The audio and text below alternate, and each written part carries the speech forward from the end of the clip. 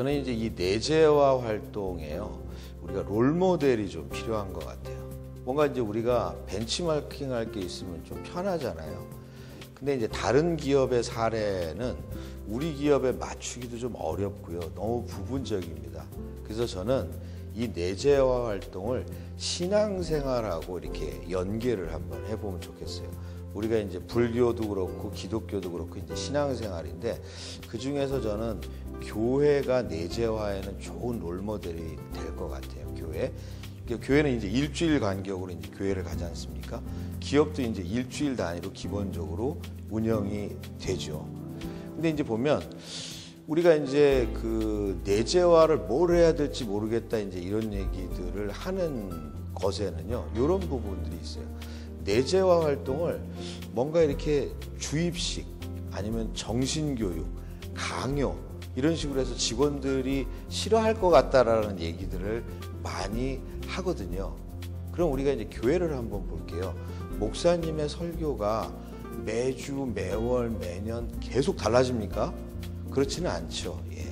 동일한 내용들을 합니다. 그것도 1년, 2년이 아니고요. 10년, 20년, 벌써 무려 2000년 동안 동일한 내용들을 쭉 하는 거예요. 근데 우리가 교회에서 목사님이 얘기하는 거를 정신교육이다 내지는 뭐 주입식이다라고 표현하지 않잖아요. 어떤 차이가 있을까요? 뭐냐면요, 믿음입니다.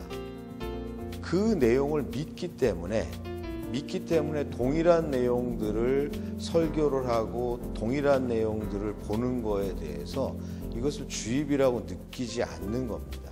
그래야지 이거를 오랫동안 우리가 할 수 있는 거죠.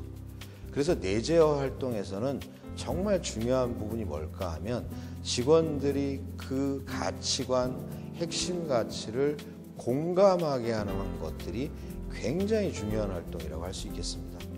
제가 지금까지 경험으로는요, 가치관 경영을 시작하면 기본적으로 50%의 직원들은 공감을 합니다. 어느 기업이나 그렇더라고요. 그리고 이것들을 본격적으로 하기 시작하면 70% 정도의 직원들은 공감을 합니다. 한 30% 정도가 주입식이에요, 강요예요 이렇게 얘기를 하죠. 그리고 아주 높은 수준의 가치관 경영을 하는 기업, 그리고 우리가 지향하는 기업들은 90% 정도까지도 공감을 합니다.